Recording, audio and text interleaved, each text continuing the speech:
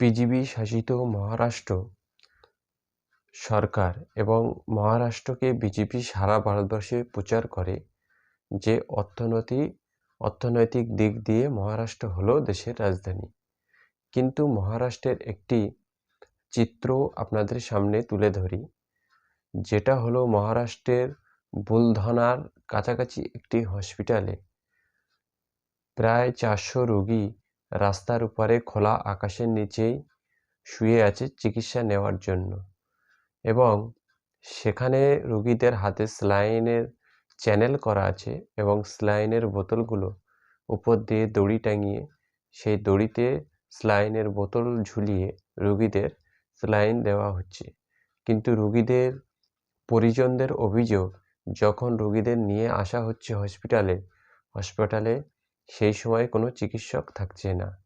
আপনারা একবার চিন্তা করুন, বিজেপি শাসিত রাজ্যে গিয়ে বলে ডবল ইঞ্জিন সরকার নিয়ে আসুন, আপনাদের রাজ্য সোনায় মুড়ে দেওয়া হবে। তথাকথিত সোনায়, আমরা বাঙালিরা সেটাকে সোনা বলি। যাই হোক, ওরা সোনায় মুড়িয়ে দিতে চাইলে রোগীদের এমন দুরবস্থা কেন? মহারাষ্ট্র নাকি দেশের অর্থনৈতিক রাজধানী, তাহলে সেই রাজধানীতে কেন রোগীরা রাস্তার উপরে খোলা আকাশের নিচেই শুয়ে তারা পরিষেবা নেবে? বা পরিষেবা বলতে কি, স্যালাইনের চ্যানেল এবং দড়িতে ঝোলানো স্যালাইনের বোতল। রোগীদের আত্মীয়রা অভিযোগ করছে সেখানে যখন রোগীদের নিয়ে আসা হচ্ছে সেখানে কোনো ডাক্তার নেই। অতএব এই যে ডবল ইঞ্জিন সরকার আসলে একটি ফেক খবর। আসলে এটা একটি কালো জিনিস, যেটা কখনোই সাদা হতে পারে না। মাঝে মধ্যে বিজেপির কিছু কিছু নেতামন্ত্রীরা মুখ ফসকে বলে ফেলে, যেমন কয়েকদিন পূর্বে গুজরাটের শিক্ষামন্ত্রী বলেছিল গুজরাটের 1600 স্কুলে একজন করে মাত্র শিক্ষক।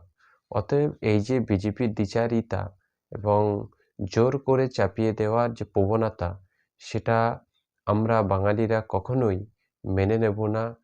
এবং আগামী যে দিনগুলো আসছে, দেশকে সুরক্ষিত এবং শক্ত রাখতে, দেশের ভিত মজবুত করতে, 70 বছর ধরে তিল তিল করে গড়ে তোলা এ আমার গর্বের দেশের সেই সমস্ত গর্বের জিনিসগুলো যাতে কর্পোরেট সংস্থার হাতে বিক্রি নেওয়া হয়ে যায়, এই সমস্ত বিষয়ের দিকে খেয়াল করে আগামী দিনে আমাদের স্বাধীনতার পূর্বে স্বাধীনতার পরে যারা স্বাধীনতা বিরোধী রূপ পালন করেছিল তাদেরকে উচিত শিক্ষা দেওয়ার জন্য আপনাকে সজাগ দৃষ্টি রাখতে হবে।